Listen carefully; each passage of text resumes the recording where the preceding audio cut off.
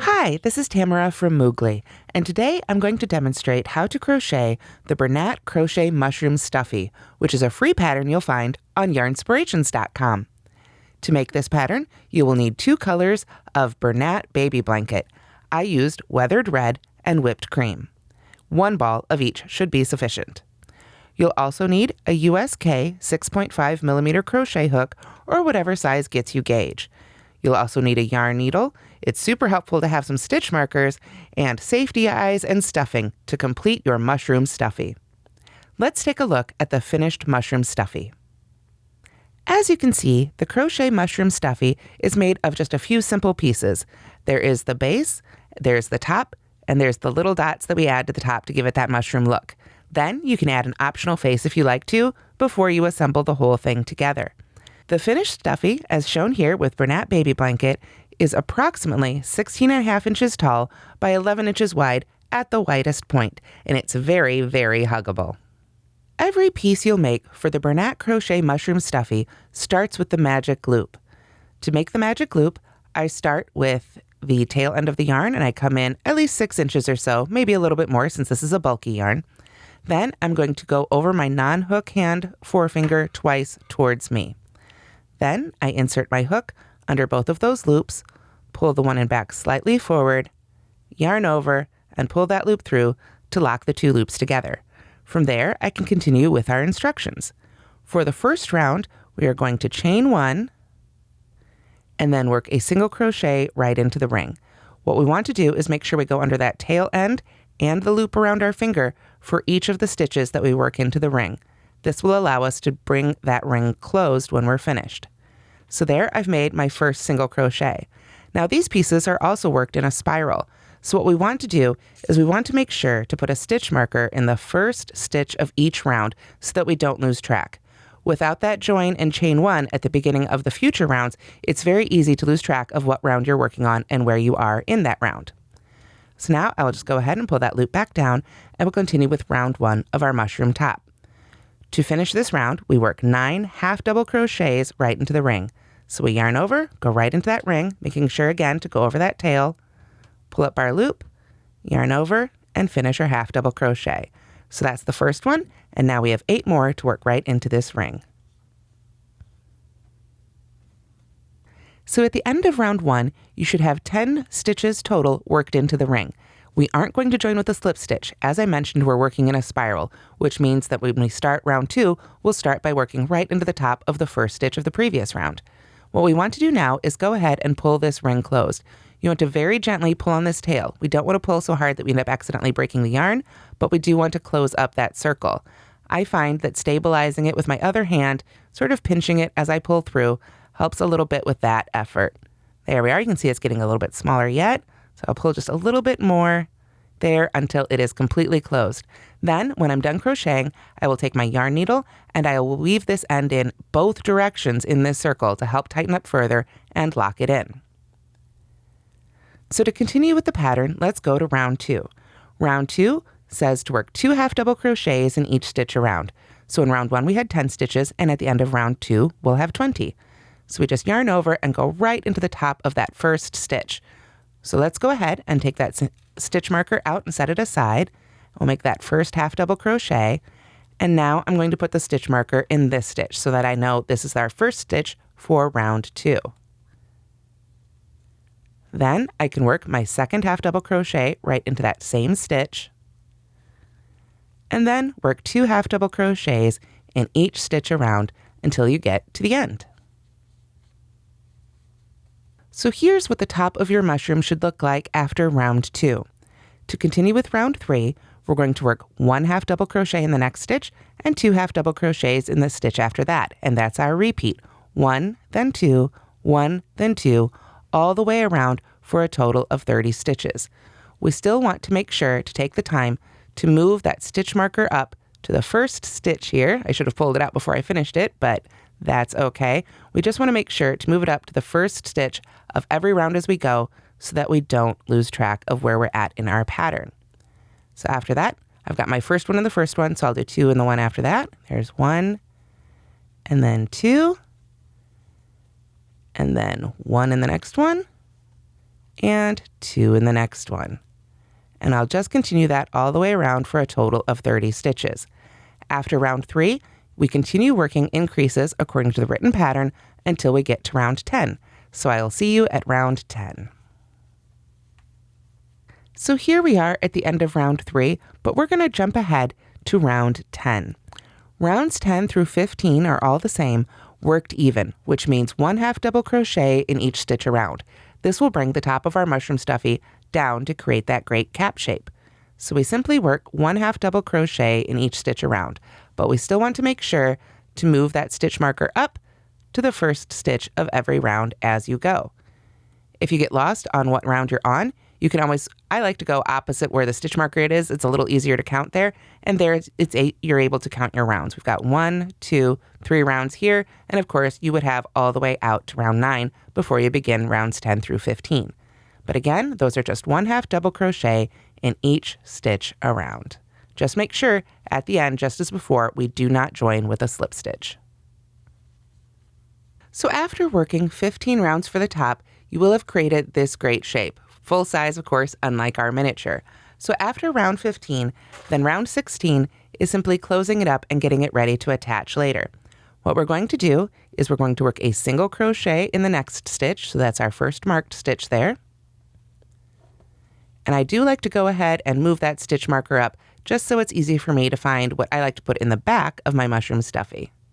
I like to sort of match up the bottom and the top here on the back with those stitch markers. Maybe not perfectly, but close. So after we've single crocheted in the next stitch, we're going to slip stitch in the stitch after that. And then we're going to go ahead and break our yarn and fasten off. This allows us to come down from that spiral with a slightly gentler slope, and we can leave our end here and weave it in, and then we'll be ready to set it aside and make the spots. The pattern calls for making 12 mushroom top spots, the little dots on top of your mushroom. Of course, you can make as many as you like, and placing them is up to you. You just sew them on in sort of a random fashion until it looks good to you. But to make each one of those spots, it's exactly the same as round 1 of our mushroom top. We make a magic ring, 1 single crochet, followed by 9 half double crochets, all right into that ring. Then we jump to what we did for the last round of our top, and we finish it off with a single crochet in that first stitch. And now we really don't need the stitch marker for this one. These spots will just get sewn on every which way. Then we are going to slip stitch in the stitch after that. And then we can simply break our yarn. What we want to do now, though, is we want to make sure to leave a long tail that we can use to sew that dot onto our mushroom top. So just as a rule of thumb, I like to sort of go around the object I'm going to be sewing on 2, sometimes 3 times, depending on, just how complicated the sewing is going to be. And that always gives me a nice long length to sew it on with. So from there, I can simply pull up on that end. I'll go ahead and pull that right on through our stitch here. And then, of course, I would weave in this center one to keep it out of the way. But then after doing that, I would just take my mushroom top and with those 12, sort of pin them on and decide where I want them to go. And then when it's time to sew them on, you'll want to use a large yarn needle like this one from Susan Bates. This is a Susan Bates finishing needle, and these are great for really bulky yarns like this because, as you can see, very easy to thread. And then we simply sew our dots onto our mushroom top wherever we like. Like I say, I just sort of randomly scattered them around the top when I was designing it. And of course, we'd have that end already taken care of there. But to sew them on, you simply decide where you want it to be, insert your yarn needle right through that top there, and then you can just pull it through. Oh, there goes those little ends I haven't finished weaving in yet. But then you can just go right under, I like to go under those top 2 loops of each of those stitches and just go back and forth all the way around the outside round there of that spot. Now, if you are making this stuffy for a child, you'll want to sew these on particularly well, of course. The smaller the child, the more well sewn on they will need to be. But you can just take your time and sew on those mushroom spots however you like. And of course, you can change the sizes, play with the sizes of the dots, play with their placement, play with how many. You can really make your mushroom your own as you sew these spots on. Once you've got all your spots sewn on, then it's time to make the mushroom stem. which we will do using the same color as we used for the spots. The great thing about the mushroom stem is that it starts exactly the same way as the top and the spots. We start with a magic circle, or a magic loop, whatever you want to call it, make that single crochet followed by 9 half double crochets around, and then we just keep increasing until it's time to work even, just like we did with our top.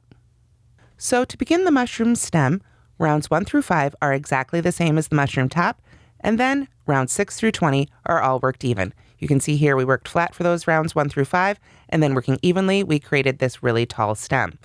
When you get to round 21, that's when we do increases. Rounds 21, 22, 23 all increase slightly so that we have the same number of stitches then as we have in our mushroom cap, so we can join them together.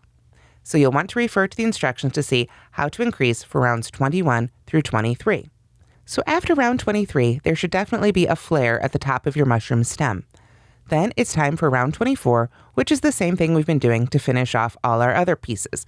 Single crochet in that first marked stitch, slip stitch in the stitch after that, and then you can break your yarn and weave in your end.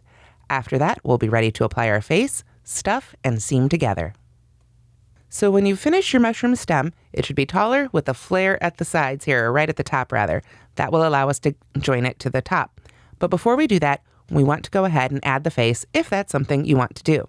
You can use safety eyes, as I've used here, or you can use buttons or embroider them on with contrasting thread or yarn, whatever you like to do. If you do use safety eyes, I recommend that you take your time and figure out exactly where you want those eyes to be on your mushroom bottom before you add the backs to the safety eyes.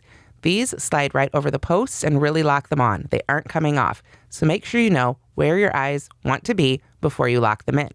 In addition, you can add a mouth if you'd like. You can do that by cutting a length of contrast color yarn. It could be the same color as the top as I've shown in this pattern, or it could be whatever color you like. You could use some scrap yarn from your stash. Then you can simply embroider on the smile wherever you'd like it to be. I like to put the eyes on first so that it's a little easier to center that smile wherever I want it on my project. And then I simply work in small sections until I have the look I like.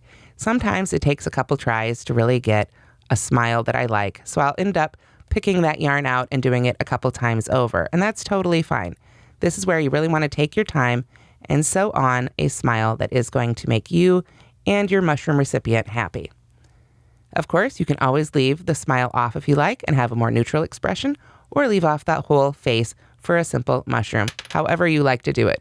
And there went one of my eyes. I didn't want to go ahead and lock this one in for this little demo project here, but obviously you'd want to lock those in beforehand. And then, like I say, just take your time back stitching on that smile until you like how it looks. If you don't like how it looks, if it's coming out funny, you can always use your yarn needle to just pick that yarn back out stitch by stitch and redo it until you're happy with it. So after you have finished your mushroom top and your mushroom stem, it's time to stuff them and join them together. You can see here, after I woven my ends, I left them a little long and rather than trimming them off. You can do that too, or you can trim them off close if you'd like. It doesn't really make a difference since they'll be stuffed inside our mushroom. Then you'll want to go ahead and take your fiber fill or whatever you like to use for stuffing and stuff the bottom and top of your mushroom really firmly. Of course, you'll need a whole lot of fiber fill on your full-sized mushroom, and you can make it as firm or as soft as you like. I like to add quite a bit as it really helps with the shaping. Then, when you feel like you've got them about as stuffed as you want them, it's time to go ahead and line them up together. Now you can see here I left that stitch marker in the first stitch of each of those final rounds. So I like to go ahead and put those together just so that it helps me line things up. Now, if you followed the written instructions, you should have the same number of stitches in the final round of your stem as you do in the final round of your top. So what you want to do now is bring in those stitch markers again and just start matching them up one to one. Now these two don't have to be perfectly next to each other. Like I say, I just try and keep them both in the back together. So you can go ahead and arbitrarily just pick a point to start joining them together. Just make sure that you have your favorite spots lined up over the face so that it looks as good as it can. Now I like to join together every few stitches or so all the way around as it really holds it together while I'll stitch through both of those layers. Additionally, as you line them up here with the stitch markers, you can add a little bit more fiber fill, sort of tuck it in around the edges as you close it up here, and then it'll be held in a little bit easier as you go too. So take your time and go up ahead and line up all your stitches all the way around with your stitch markers, and then we'll stitch them together. Once everything's stuffed and joined together with those stitch markers, it's time to actually stitch them together. We're going to be doing 2 rounds, and we want to come from the top towards the bottom. We're going to be working through both of those layers. So you can join with a single crochet or with a slip stitch, whatever you prefer. I'm going to go ahead and join with a slip stitch. What I want to do is find 2 matching stitches. So let's go to the 2 right before this stitch marker so we don't have to move it right away. We're going to go into that stitch in the top, find the matching stitch right there on the bottom, and then I'll bring in my yarn here. I will go ahead and yarn over and pull that loop right through both layers. Go ahead and drop that end there. I'm going to yarn over for a chain 1, and then I'm going to single crochet right back through both of those layers. So I'm going to go again through that stitch of the top and then that stitch of the bottom, and go ahead and make a single crochet. Then we're going to continue to do that all the way around. So now I'm going to go ahead and move this stitch marker out of the way for our next stitch here. And then I go into the next stitch of the top and the next stitch of the bottom. Just take your time and really look and make sure you're going into that next stitch there. And then we go ahead and make a single crochet. So we just continue to do this all the way around the mushroom until you've worked all the way around for 1 round. Now here's the exception to the rule we've had for the rest of this project. We are going to go ahead and join to that first single crochet with a slip stitch when we've finished our first round of joining. But now our mushroom top and bottom are together. So we have just 1 more round of the joining round, which creates this really great lip you can see here on our finished mushroom, just like that. So we have 1 more round of single crochet. Simply chain 1, single crochet in each stitch around, and join when you get to the end, weave in your ends, and you will have a finished Bernat Crochet Mushroom Stuffie. And that's how to crochet the Bernat Crochet Mushroom Stuffie. I hope you've enjoyed this video, and remember, you can get the free pattern on yarnspirations.com. Thanks so much for watching, and don't forget to like and subscribe.